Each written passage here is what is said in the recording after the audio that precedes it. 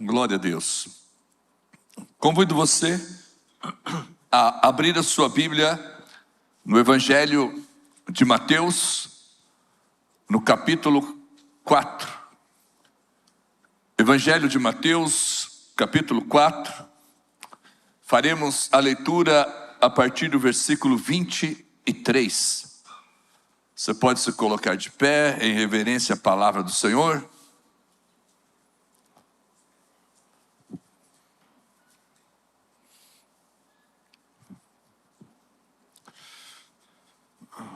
Diz assim a palavra: E percorria Jesus toda a Galileia, ensinando nas sinagogas e pregando o evangelho do reino, e curando todas as enfermidades e moléstias entre o povo. A sua fama correu por toda a Síria, e traziam-lhe todos os que padeciam, oprimidos por várias enfermidades e tormentos, os endemoniados, os lunáticos e os paralíticos, e ele os curava. E seguia-o uma grande multidão da Galileia, de Decápolis, de Jerusalém, da Judeia e de além do Jordão. Amém, queridos? Pode se assentar.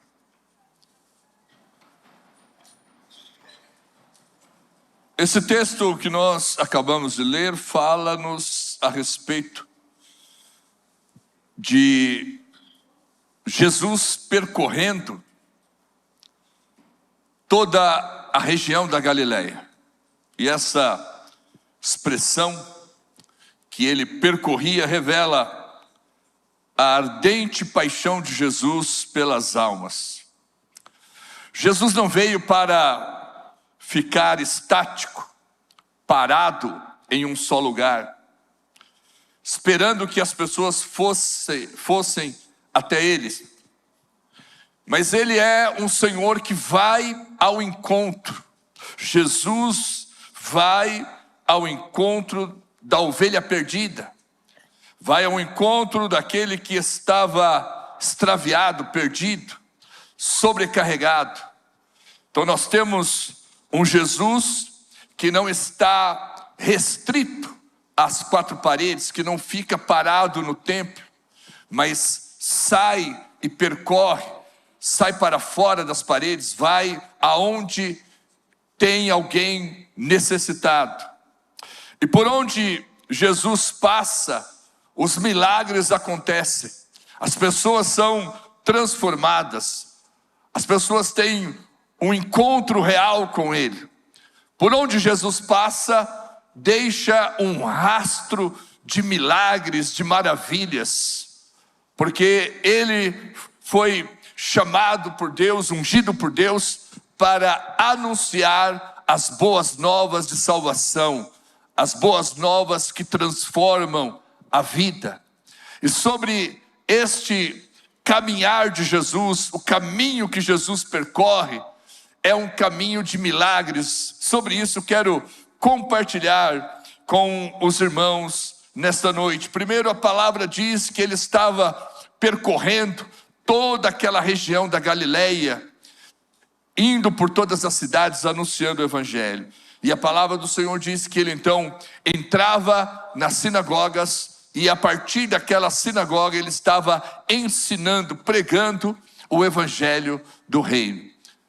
A sinagoga judaica, ela se tornou um elemento importante dentro da cultura religiosa do judeu.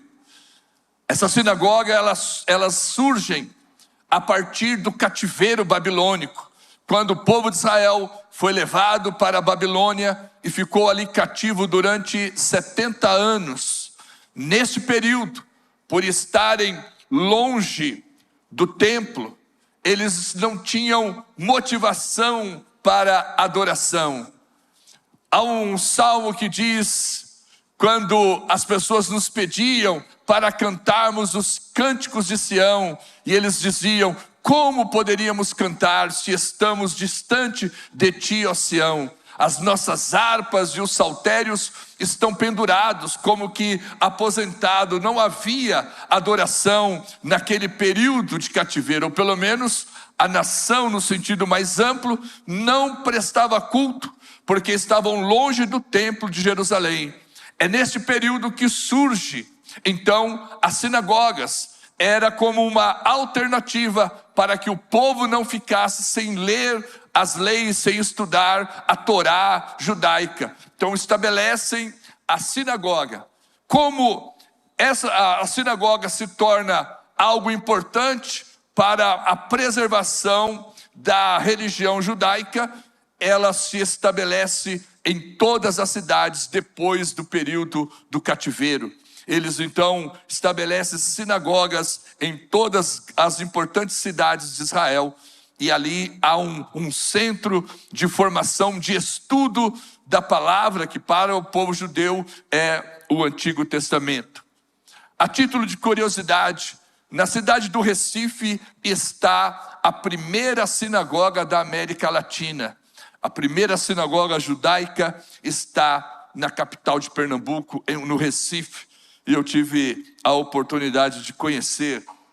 Jesus começa então a ensinar nas sinagogas, porque apesar de haver muitos fariseus, doutores da lei, que estão preocupados em impedir que Jesus avance com a pregação do evangelho, havia também muitas pessoas interessadas. É numa sinagoga que aquela mulher com a mão mirrada é curada.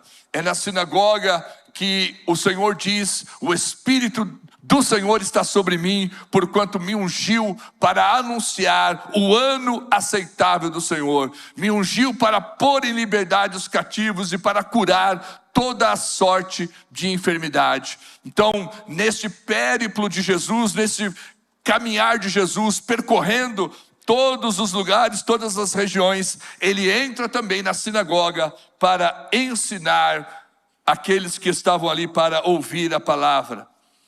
Neste lugar, ele está pregando o evangelho do reino. Há, entre aspas, uma distinção entre o que é o evangelho no sentido de salvação, porque haverá uma palavra soteriológica, a palavra sotérios, que quer dizer salvação. Então, boas novas é o anúncio de uma salvação. Boas novas de soteriologia é o anúncio da salvação. Mas o evangelho do reino é algo mais amplo do que simplesmente a salvação pessoal. Jesus diz que o evangelho do reino, ele já chegou até nós. Evangelho de Lucas 17:20. Sendo Jesus interrogado pelos fariseus sobre quando viria o reino de Deus, ele respondeu: o reino de Deus não vem com aparência exterior, e nem dirão ei-lo aqui ou ei-lo ali, pois o reino de Deus está dentro de vós. O reino de Deus é uma realidade espiritual, porque está dentro de nós, e será uma realidade material futura. E eu vou explicar. O reino de Deus está dentro de nós. Quando você aceita Jesus, de alguma maneira o reino de Deus está dentro de você. Mas também o reino de Deus está entre nós, porquanto cada crente que vai se convertendo, vai fazendo parte deste reino. Nós estamos estabelecendo o reino do Senhor aqui nesta terra. Hoje é um reino espiritual. Jesus disse: não vem com uma aparência física. O reino de Deus é hoje uma realidade espiritual, mas um dia será uma realidade também material, porque reino, a palavra grega é basileia, que literalmente significa o domínio, a extensão territorial de um domínio. Então o reino de Deus chega a cada coração, se espalha entre nós como uma realidade espiritual já experimentada, mas que será completa quando o reino de Deus for estabelecido por completo na face da terra. Amém, queridos? Então Jesus está percorrendo, todas as regiões, não está parado, não está preso no templo, não está preso a uma sinagoga, ele está anunciando a palavra de Deus. E a palavra do Senhor diz que a fama de Jesus estava correndo de modo acelerado.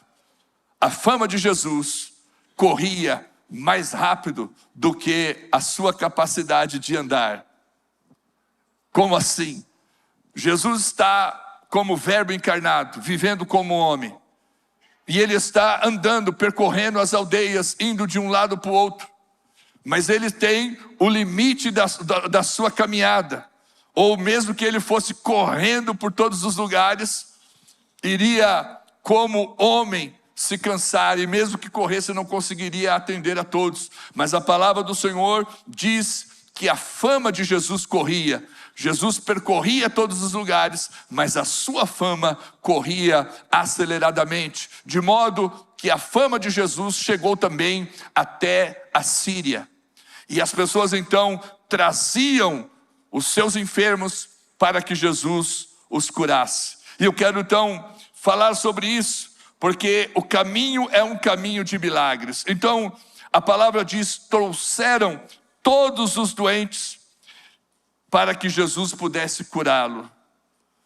Todos os doentes, todos os enfermos, para que eles fossem curados de todas as suas enfermidades.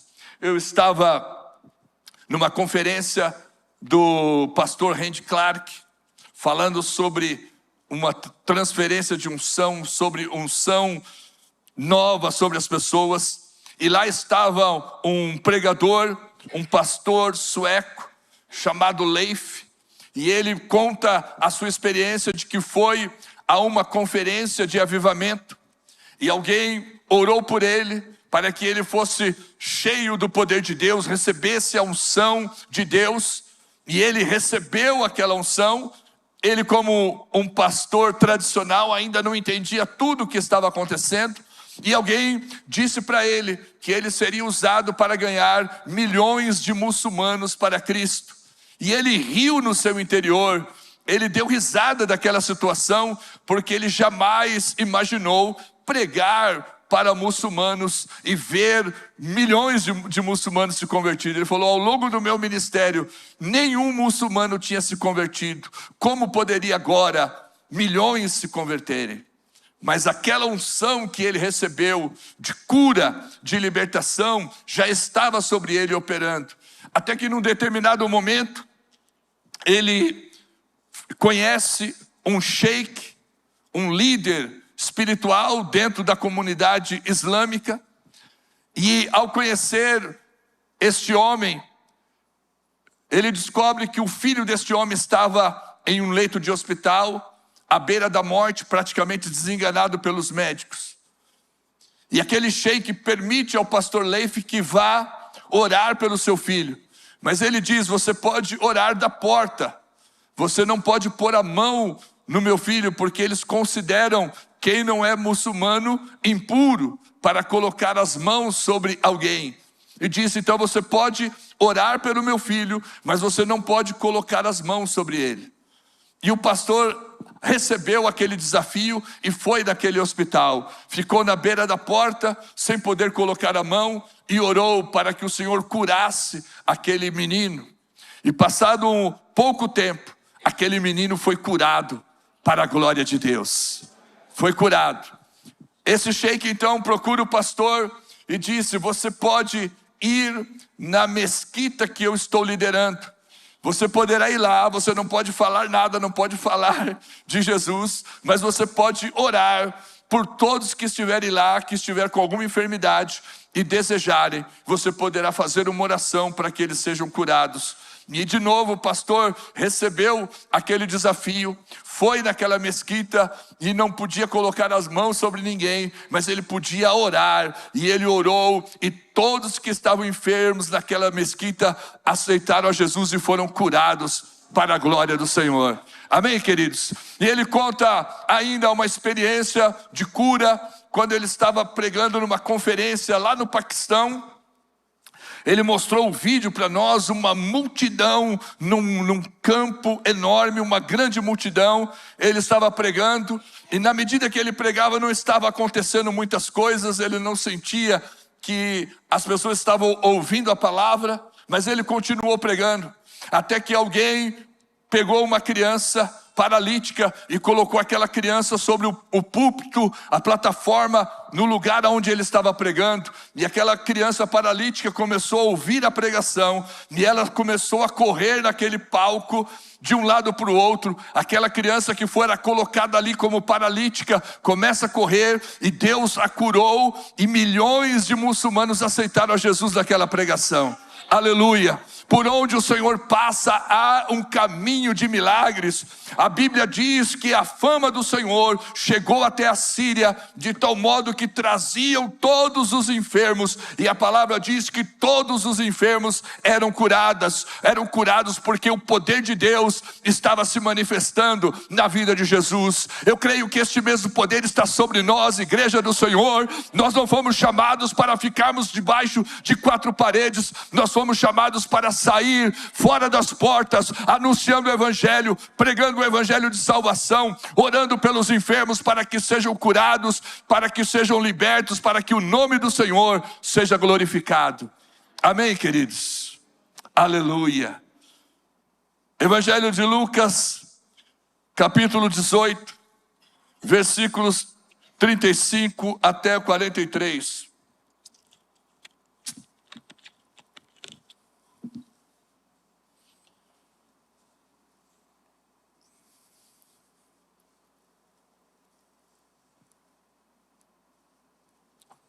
E aconteceu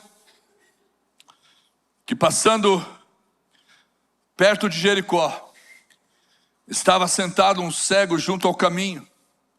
O cego estava onde? Junto ao caminho. E Jesus está passando pelo caminho. Ouvindo passar a multidão, perguntou o que era aquilo. E disseram-lhe: Jesus o Nazareno está passando. Então clamou dizendo: Jesus, filho de Davi, tem misericórdia de mim. E os que iam passando repreendiam para que ele se calasse. Mas ele clamava ainda mais: Filho de Davi, tem misericórdia de mim. Então Jesus, parando, mandou que lhe o trouxesse. E chegando ele, perguntou-lhe dizendo: que queres que te faça? E ele disse: Senhor, que eu veja. E Jesus lhe disse: vê, a tua fé te salvou. E logo viu, e seguia-o, glorificando a Deus. E todo o povo, vendo isso, dava louvores ao Senhor. Amém, queridos? A palavra do Senhor está falando que Jesus estava passando por aquele caminho. É um Senhor que está percorrendo as várias regiões. E quando está passando ali, próximo à cidade de Jericó, havia um cego assentado à beira do caminho. E quando Jesus está passando por aquele caminho, ele pergunta: o que está acontecendo? Talvez ele ouviu um ruído de multidão que estava passando. O que é isso? O que está acontecendo? E disseram: é Jesus que está passando por este caminho. E por onde Jesus passa, o caminho por onde Jesus passa é um caminho de milagres. Amém? É um caminho de milagres. Aleluia. Ele então levanta a sua voz e pede ao Senhor que tenha misericórdia. Filho de Davi, tem misericórdia de mim. Porque ele não poderia perder aquela oportunidade. Jesus estava passando por aquele caminho e ele não podia perder a oportunidade de estar com Jesus e de ser curado. E ele começou a clamar cada vez mais alto. E mesmo que as pessoas tentassem demovê-lo da ideia de clamar pelo Senhor, ele clamou cada vez mais alto. Aleluia. Eu quero aqui destacar, primeiro, que quando ele sabe que Jesus está passando, ele começa a clamar pelo Senhor. Jesus parou no caminho para atender aquele cego, e ele foi curado. A palavra diz que ele seguiu atrás, glorificando. Aqui nós temos dois clamores. ou dois momentos em que a voz desse cego, ela é erguida. Primeiro, porque ele precisa chamar a atenção do Senhor, ele não pode perder a oportunidade. Então ele começa a clamar de modo muito alto, dizendo: filho de Davi, tem misericórdia de mim. E por mais que as pessoas tentassem impedi-lo, ele clamava ainda mais alto. Amém, queridos? O Senhor ouviu e mandou trazer. Mas depois de curado, a palavra do Senhor diz que ele continuou indo atrás do Senhor, curado, e clamando, glorificando o nome do Senhor. Dois momentos. Primeiro, para que o Senhor o atendesse. Ele foi curado naquele caminho.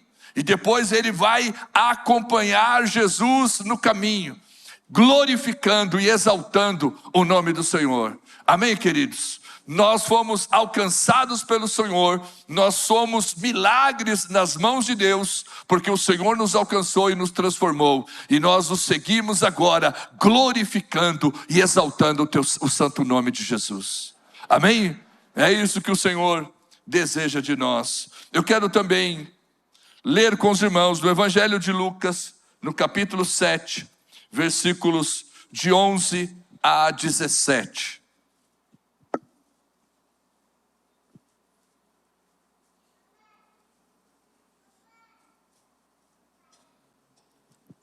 Diz assim: e aconteceu pouco depois, ir ele a uma cidade chamada Naim, e com ele iam muitos dos seus discípulos e uma grande multidão.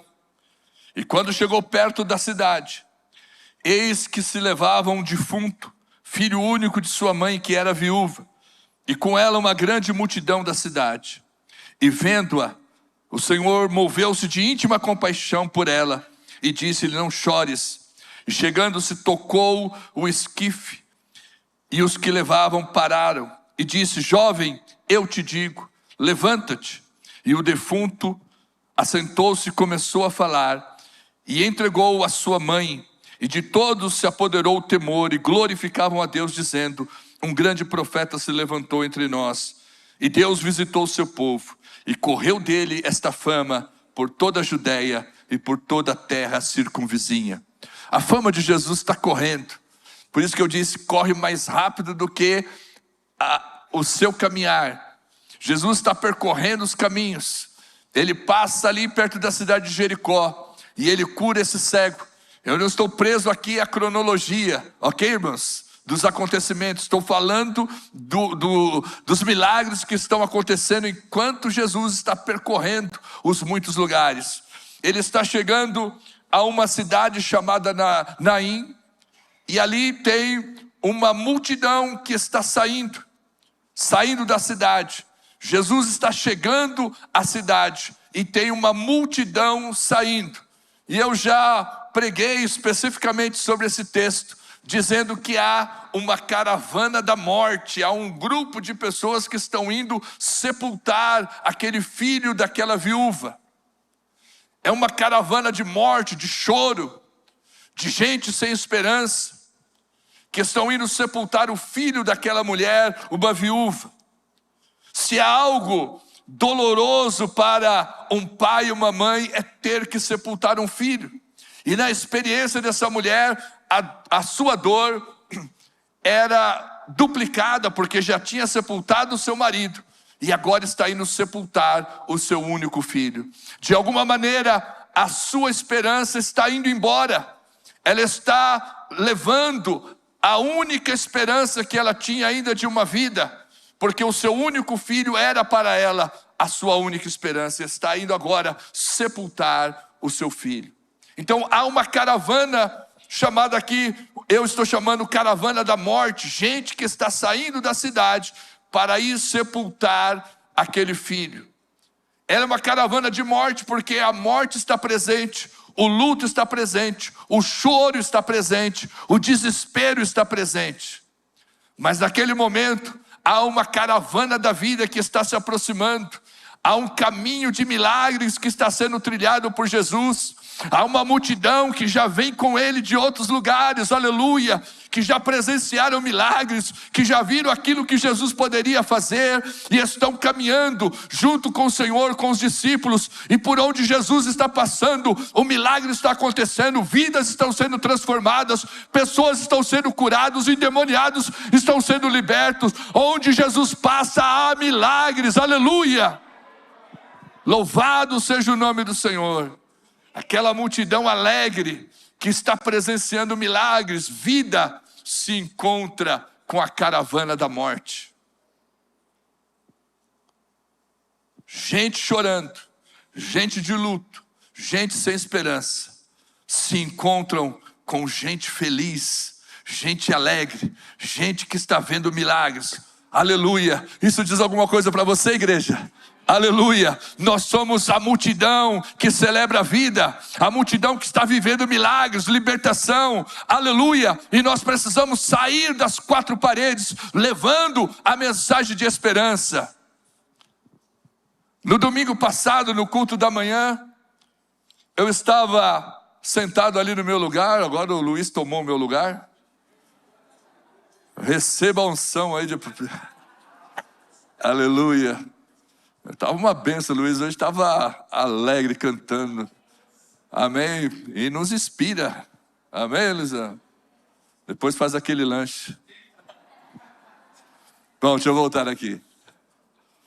Eu estava sentado aqui no domingo de manhã, e a Andréia chegou e falou: pastor, nós podemos dar um banho num morador de rua? Dar um banho, colocar roupa? Eu disse: pode. Havia aqui em frente, onde era o salão de cabeleireira, um rapaz dormindo. E a igreja que está do lado de fora é uma igreja que está enxergando as realidades. Amém? Porque se nós estamos aqui nas quatro paredes, em uma bolha, nós não estamos vendo o que está acontecendo lá fora. Rapidamente enxergou e o irmão falou assim: pastor, eu preciso ser treinado, os meus olhos precisam se abrir. Eu preciso parar de enxergar a paisagem e começar a ver as pessoas como necessitadas. Pegaram aquele rapaz, deram um banho, colocaram uma roupa. E quando foi na terça-feira, esse rapaz estava sendo levado lá para Mogi das Cruzes, para uma clínica de recuperação. Ele aceitou o desafio, era morador aqui dos bancários, já estava há 15 anos nas drogas, e recebeu aquele impacto do amor dos irmãos, de dar um banho, de orar por ele, colocar uma roupa, e já na terça-feira o Alexandre foi levar aquele rapaz para ser internado, e nós cremos que o processo de transformação já começou na sua vida. Amém, queridos? O Senhor nos chamou para irmos a todos os lugares para anunciar o Evangelho. Quando esta caravana da vida se encontra com aquela caravana da morte, há uma transformação. Jesus mandou parar o cortejo, para o funeral, e disse para o rapaz: levanta-te. E imediatamente aquele rapaz se levantou, foi ressuscitado, entregue à sua mãe. E a palavra do Senhor diz que eles começaram a glorificar o nome de Deus, dizendo: Deus visitou o seu povo. Um grande profeta se levantou. A alegria e o temor entrou no coração daquelas pessoas, e eles começaram a glorificar o nome do Senhor. Grande obra Deus está realizando neste lugar, através desse profeta. Queridos irmãos, o caminho por onde Jesus passa é um caminho de milagres. Um dia o Senhor me encontrou nesse caminho, amém? E transformou a minha vida. Eu creio que isso aconteceu com cada um de nós. Estávamos perdidos, mas o Senhor nos encontrou. Na semelhança de um Cristo que não está parado, que não está preso em quatro paredes, que não está morto, pregado lá numa cruz, num crucifixo. O Cristo que nós servimos é aquele que já ressuscitou, vive e reina para todo sempre. Amém? Ele está presente na igreja. Ele quer usar a sua boca, Ele quer usar as suas mãos, os seus pés, para continuar alcançando as pessoas. Nós precisamos ser uma igreja que sai das quatro paredes para anunciar o Evangelho. Amém? Anunciar a palavra de Deus, seja através de uma música, através do teatro, saindo das quatro paredes. Como o Ministério Dorcas teve ontem ação lá no CTA 18, como de vez em quando estão nas ruas, na Inajar de Souza, em outros lugares, pregando a palavra. O evangelista Nelsinho, cantor do rap, que está nas ruas pregando. O Bruno Ramos. Cada um de nós precisamos sair dessas quatro paredes, anunciando a palavra do Senhor. Amém, queridos? Nós vamos levar os casais lá para o IBF Camp, para que tenham um encontro com Deus, aqueles que não conhecem o Senhor, para que famílias sejam restauradas. A igreja não está parada, é uma igreja que percorre, e nós estamos percorrendo o caminho que Jesus mandou que nós percorrêssemos. Amém, queridos? Não presos em quatro paredes, mas anunciando o Evangelho do Reino. A palavra diz que houve vida e esperança para esta viúva, porque agora o seu filho estava vivo.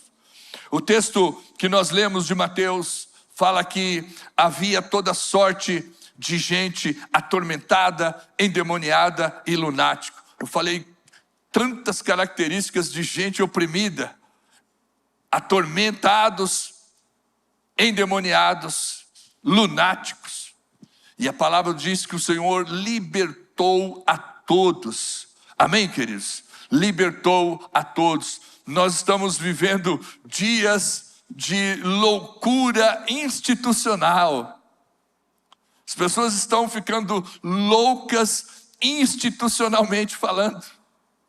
Depois da pandemia, as pessoas apresentaram um quadro pior de crises, de ansiedade, de síndrome do pânico, de tantos males, tanta opressão, e nós precisamos, como igreja do Senhor, pôr em liberdade todos os cativos.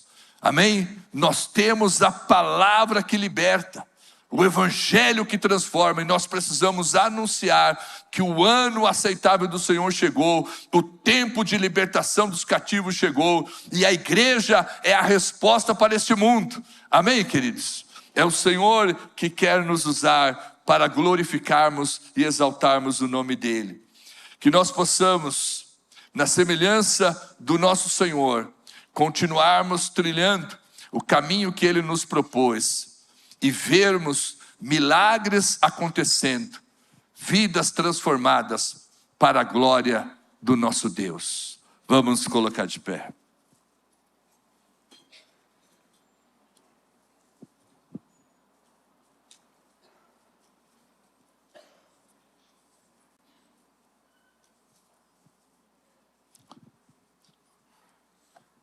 Curva a sua cabeça, fecha os teus olhos. Nós vamos orar. Eu quero dar a você, se ainda não fez, a oportunidade de entregar a sua vida a Cristo. Receber o Senhor como teu Salvador e teu Libertador. Pai, que os grilhões sejam quebrados, que as escamas dos olhos caiam, e que a luz do Evangelho resplandeça agora em cada coração, e que o Senhor possa transformar cada vida, no nome poderoso de Jesus.